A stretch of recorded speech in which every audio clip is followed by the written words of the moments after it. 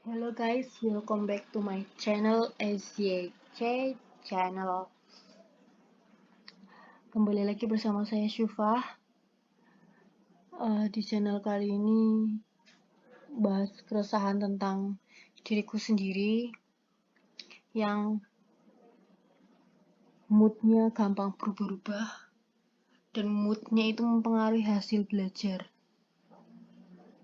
Hari ini aku stres banget gara-gara aku nggak sengaja aku merasa kalau aku lumayan agak sombong hari ini. Aku nggak berpikir, aku takut orang berpikir kayak gitu. Aku takut orang kalau berpikir kalau aku tuh sebenarnya sombong. Sebenarnya enggak, itu cuma omonganku toh, kayak omonganku tapi nggak serius gitu loh. Nggak, jangan diseriuskan, itu bercanda toh. Habis itu, jadi hari ini tuh aku kuliah intinya materi desain gitu. Kita itu ke lab di kampusku, terus latihan di situ dan aku nggak selesai. Teman-teman yang lain itu selesai dan aku nggak selesai karena mataku pertama minus dan aku nggak bisa lihat LCD dengan jelas. Kemudian aku ngerasa moodku hancur, bukan hancur banget sih tapi kayak sedih gitu. Terus di pelajaran selanjutnya saya nggak begitu semangat. Pelajaran selanjutnya tuh kayak kayak materi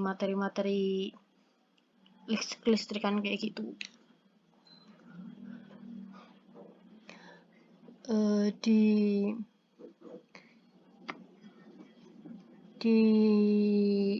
episode kali ini kita akan menumpas kenapa bisa mood mempengaruhi proses belajar gitu. Kenapa kegagalan itu bisa mempengaruhi hari itu, maksudnya berdampak pada hasil penyerapan pada hari itu. Kita ketik cara kenapa ada di sini, ada mood mempengaruhi hasil belajar, ada kegagalan belajar mempengaruhi performa belajar. Sebelumnya udah nyari ini tapi nggak ada ketemu hasil dan aku pikir akan lebih bagus kalau di upload di YouTube keresahan-keresahan ini.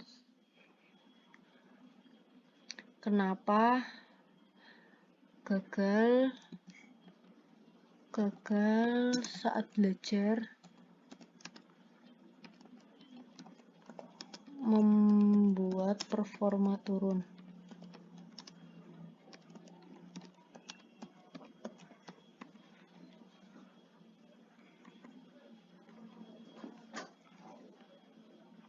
Nah, ini rata-rata itu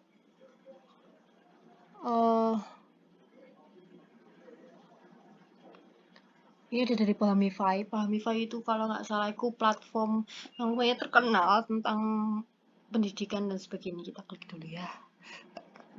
Karena kepo. Maaf ya guys, ini saya tuh jauh dari wifi. Jadinya begini. Sorry Dori. Ini adalah sesuatu yang harus di close. Rasa gagal dalam belajar, cari tahu penyebabnya. Di dunia ini banyak pengetahuan yang tersebar sebagai manusia. Ini dilihat dari judulnya ya, merasa gagal dalam belajar, cari tahu penyebabnya. Mengapa kita gagal belajar?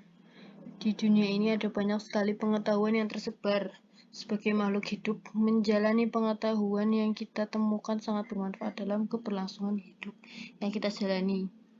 Saat di dalam kelas tentunya kita bisa mendapatkan pelajaran-pelajaran baru yang kita temukan di lingkungan sekitar.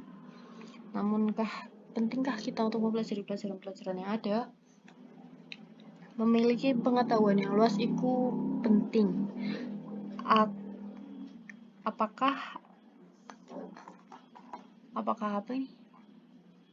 Apakah akan sangat menarik jika kamu dapat menghasilkan sebuah teknologi yang kita gunakan itu bisa bekerja?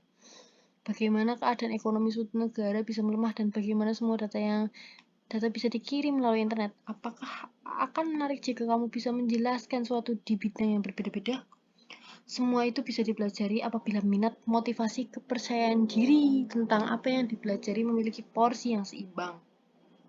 Minat, motivasi, dan kepercayaan diri seimbang. Pada kenyataannya, minat, motivasi, kepercayaan diri seringkali tidak sejalan, sehingga seringkali merasa gagal dalam belajar. Menurut sebuah survei bertajuk PISA 2015 Research Student Wellbeing Volume 3, minat dan motivasi para pelajar Indonesia dalam mempelajari sains memiliki skor tertinggi, yaitu 93,75 dari 100. Ketika ditanya mengenai kesenangan dalam belajar belajar sains pun skornya 88,2. Sedangkan apabila melihat kepercayaan diri dari seorang pelajar untuk pengaplikasian sains di kehidupan sehari-hari, skornya cukup rendah, 11 dari 10.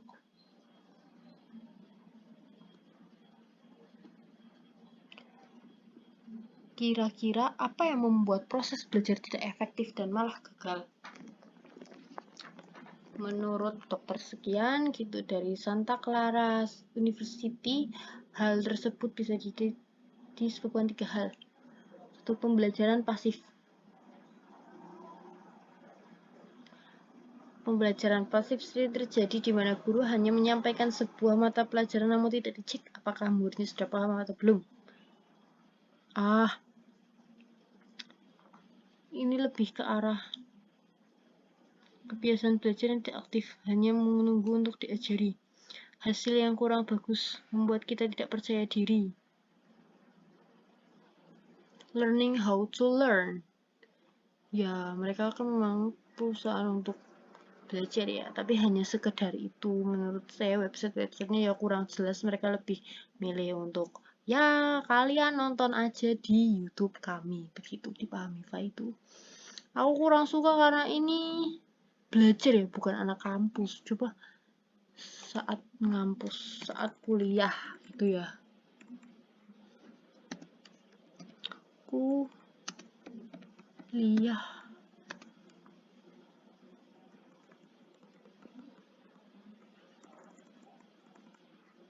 Kuliah turun.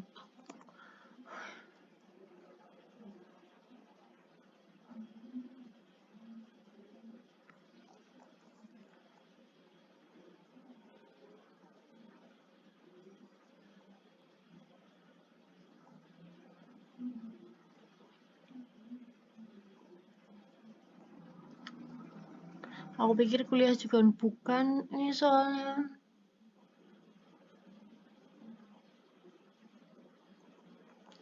Aku pikir bukan kuliah. Kenapa aku nggak bisa menyerap banyak hal ke dalam otak? Coba ya, kita tulis. Kenapa saya tidak bisa menyerap banyak hal ke dalam otak? Kayak aku ngeliat teman-temanku kelihatan gitu matanya jelas, bisa mempelajari taktik ini gitu loh.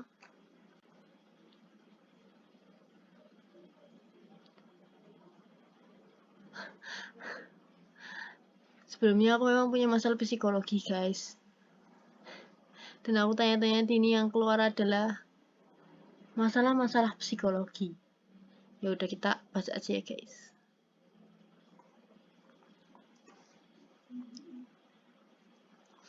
Kendalikan otak untuk singkirkan kecemasan. Dewe kalau nggak salah itu punya channel YouTube juga, tapi aku baru tahu kalau mereka itu juga punya website. Kendalikan otak untuk singkirkan kecemasan dan kekhawatiran. Di tengah suasana yang serba tidak pasti, merenung khawatir berlebihan dapat membuat perasaan tertekan dan gelisah. Benar sih? Jika dibiarkan begitu saja, cemas depresi bisa menghampiri. Segera kendalikan pikiran Anda. Pada situasi tidak menentu, banyak orang terkubur dan terobsesi dalam pikiran mereka sendiri. Bayangkan Anda berada di sebuah lorong labirin besar. Setiap belok akan mengarah ke jalinan bencana yang lebih dalam dan rumit. Dan ada berbagai peristiwa yang menyedihkan di sana. Seperti itu kira-kira rasanya ketika cemas memikirkan masalah yang menghadang. Memang setiap orang seringkali memikirkan hidup dan pilihan mereka secara berlebihan, namun beberapa orang tidak dapat menghentikan spiral arus pikiran ini. Ada dua komponen, monolog batin, khawatir, dan merenung berkepanjangan. Sebenarnya aku juga sering khawatir dan merenung berkepanjangan sih. Cuma ya aku sering nggak tak pikirin, kayak ya udah aku khawatir tapi ya udah pokoknya aku lakuin, jalanin gitu. Merenung berkepanjangan. Bener sih, aku sering merenung berkepanjangan. Menurut Susan Molen Hoeksema, Profesor Psikologi Universitas Yale, aktivitas merenung melibatkan pengulangan masalah. Loh, ini kenapa loading lagi? Ya udah kita baca lagi. Merenung berkepanjangan melibatkan pengulangan masalah dalam pikiran seseorang. Kita merenung dengan terobsesi dalam pikiran kita, berpikir berulang kali tentang berbagai aspek situasi pada masa lalu. Aktivitas otak ini biasanya melibatkan rasa menyesal, membenci, menyalahkan diri sendiri. Merenung dikaitkan dengan perkembangan depresi, kecemasan, dan gangguan makan. Orang yang rentan mengalami pola pemikiran seperti itu biasanya selalu banyak menganalisis setiap detail tentang suatu hubungan yang kini tidak lagi berlangsung. Mereka sering menyalahkan diri sendiri atas apa yang terjadi dan diliputi penyesalan. Aduh, ini benar sekali guys, ini benar sekali, menganalisis setiap detail suatu hubungan yang tidak lagi berlangsung. Kayak aku too much berpikir ya, kayak suka banget berpikir sampai kebelabasan sesuatu. Aku berpikir sesuatu yang gak penting. Kalau pikir kadang overthinking, khawatir tentang masa depan gitu-gitu, aku nggak terlalu berpikir gitu. Aku khawatir kadang hal-hal remeh-temeh kayak gitu, begitulah, dan sering menyesal karena gitu-gitu. Pemikiran-pikiran henggap sering berupa saya seharusnya lebih sabar dan lebih mendukung. Saya telah kehilangan pasangan paling sempurna yang pernah ada. Tidak ada lagi yang mencintai saya. Kalau aku nggak terlalu yakin tentang ini. Tapi tidak ada lagi yang mencintai saya. Ini sering banget khawatir. Rasa khawatir biasanya terkait dengan apa yang terjadi di masa mendatang, melibatkan pikiran negatif tentang hal-hal yang mungkin terjadi dan tidak terjadi atau tidak terjadi. Satu contoh yaitu kekhawatiran tentang apakah dapat pekerjaan sesuai dengan wawancara atau berapa lama akan menganggur. Pikiran-pikiran saat ini menguras energi dan membuat stres. Ini bisa terjadi pada siapa saja yang sedang stres. Tapi ketika Anda mencapai titik di mana pikiran dan kekhawatiran tersebut telah membatasi dan mengurung Anda menjalani kehidupan sehari-hari, Anda harus mengambil tindakan, yaitu kalian harus ke psikolog. Kalau kalian udah pikiran negatif-negatif itu merasa membuat kalian sedikit berteman atau merasa membuat kalian berubah kepribadian, Anda harus cepat-cepat ke psikiater.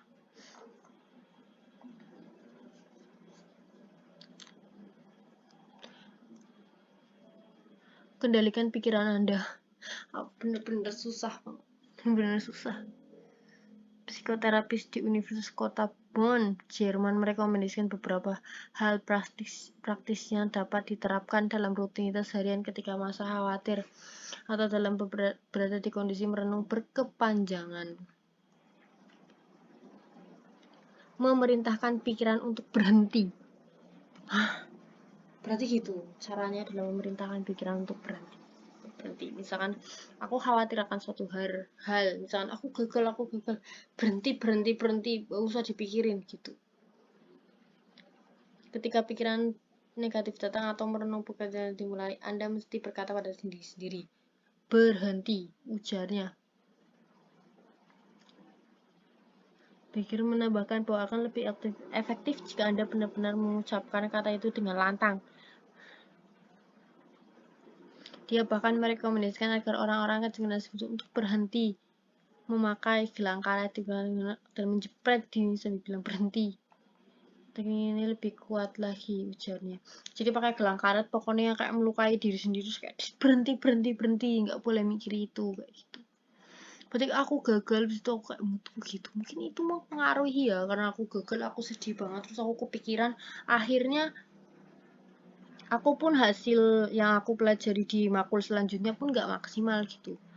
Mungkin aja aku sebelumnya memang udah punya masalah itu, dan aku ngerasa belum benar-benar 100% sembuh. Ide utama dari tindakan itu adalah mengkondisikan diri Anda untuk menghentikan lingkaran kekhawatiran, membuat prediksi-prediksi tentang masa depan berkepanjangan di mana Anda terobsesi dengan peristiwa masa lalu. Berger mengatakan butuh waktu hingga 2 minggu untuk menerapkan teknik ini setiap hari agar bisa berhasil. Konsistensi sangat penting. Oh, 2 minggu. Oh, gitu ya. Katanya aku harus nyoba deh. Hanya sebatas pikiran. Cara lain menghilangkan pikiran negatif yang sering digunakan dalam terapi modern adalah menyadari bahwa pikiran bukan fakta. Kata Berger. Dia mengatakan bahwa sangat penting jika kita memikirkan sesuatu, kita harus bertanya, apakah ini nyata? Apakah ini benar-benar terjadi? Hal buruk apa yang bisa terjadi? Salah satu contoh di mana pikiran dipersepsikan bahwa fakta adalah ketika seseorang merasa cemas berlebihan sebelum berpergian dengan pesawat. Meskipun perjalanan udara adalah cara paling aman untuk berpergian, orang menderita takut terbang menganggap pikiran dan ketakutan mereka sebagai kenyataan, kemudian menindaklanjutnya dengan menolak terbang. Menurutku ini mirip banget, dimana aku kadang cemas berlebihan tentang pertemanan. Aku bener-bener gak suka berteman. Bukan gak suka berteman, tapi kadang aku gak bisa berteman gitu. Entah kenapa kayak aku terhambat dalam hal berteman. Jadi aku sering khawatir tentang berteman. Bukan khawatir karena tergagalan, habis itu khawatir karena takut orang anggap gini, takut orang anggap gitu. Bersikap penuh kesadaran. Ini susah banget sih, aku supaya sadar terus gitu gimana caranya. Teknik mindfulness penuh kesadaran. Dengan sikap ini, seorang mengalihkan pikiran mereka sepenuhnya dengan pengalaman yang tengah dialaminya, tanpa dibumbui penilaian apapun untuk mengurangi kekhawatiran. Berarti fokus dengan apa yang ada di depan. Ini aku lagi membuat video dan aku harus fokus dengan apa yang ada di depan. Itu. Mending gak usah pikirin lain, mending cek ngobrol-ngobrol di sini, ungkapin semua kesalahanku, kesedihanku di sini gitu, guys. Sikap penuh kesadaran, menjauhkan diri dari pikiran Anda dan menjadi lebih hadir pada saat ini. Bener banget sih, aku pernah ada masa kayak gini pas awal-awal kuliah. Aku merasa, badanku di sini, tapi aku merasa pikiranku, otakku kayak nggak hadir loh. Akhirnya aku sering kayak ini terjadi apa sih? Sebenarnya ada apa sih? Aduh ini ada apa nih, grup-grup kok banyak banget yang tingtung-tingtung itu apa kayak gitu.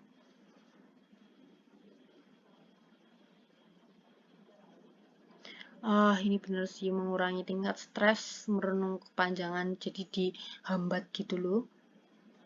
Akali otak agar bahagia. Namun orang yang diganggu oleh pikiran obsesif tidak terlalu bisa melakukan cara-cara tersebut untuk mengalihkan perhatiannya.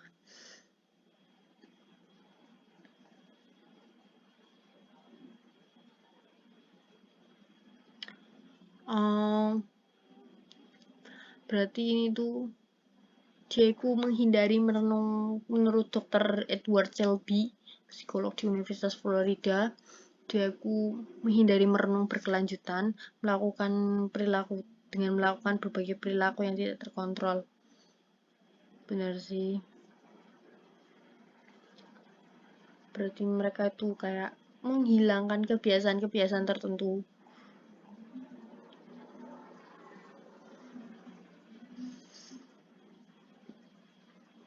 Bener sih, banyak banget ini dari mulai cara mengalihkan perhatian kita supaya kita bahagia, mendengarkan musik, membaca buku, menari, olahraga, berkumpul, bersosialisasi dengan teman, menonton film, maupun bermeditasi.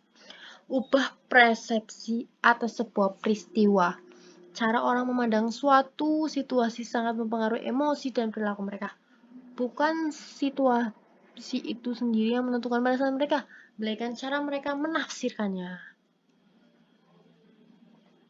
membingkai ulang pikiran negatif dan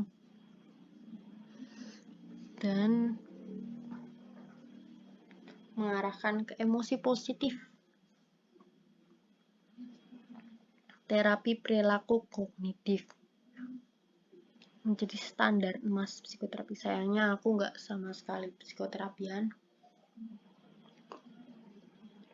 Minum dulu guys, ada teh nih.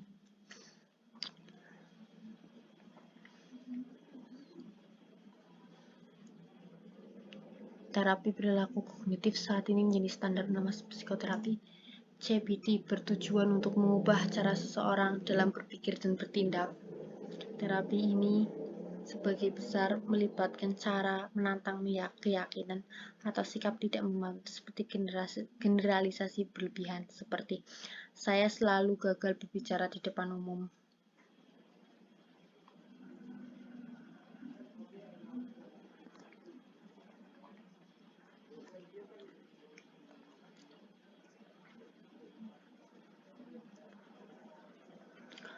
Benar-benar harus dihindari dari apapun sih.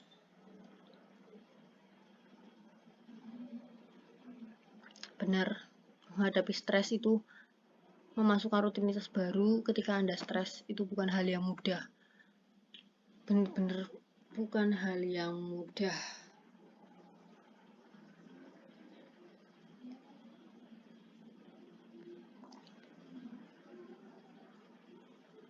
Bener banget sih, aku merasa mungkin ini karena stres dan aku nggak bisa mengendalikan pikiran. Bener sih, mengendalikan ini aku menurutku ini membantu banget. Ternyata selama ini aku kesulitan belajar juga karena aku kurang bisa mengendalikan otak gitu, karena memang aku dulu itu pernah ini bukan dari ahli maupun ahli ya, ini cuma dia itu mahasiswa jurusan tasawuf dan psikoterapi. Aku ngobrol-ngobrol sama dia, terus dia tiba-tiba ngomong aku sakit suatu penyakit psikologi namanya ini, dan salah satu efeknya adalah aku nggak bisa mengendalikan emosi, termasuk mengendalikan otak dan sebagainya. Aku nggak bisa memperlakukan gerakanku, posturku dengan benar, sulit konsentrasi dan sebagainya gitu guys. Tapi ada cara sederhana ya, aku nggak bisa nunjukin semua. Menurutku ini bener-bener menarik ya, catatan psikologi. Kalian bisa baca-baca semuanya bisa baca-baca di caption, di keyword ini. Kalau kalian merasakan hal yang sama yang aku rasakan ketika gagal, kemudian Anda itu merasa semuanya nggak berjalan lancar begitu. Sekian vlog hari ini. Bye bye guys.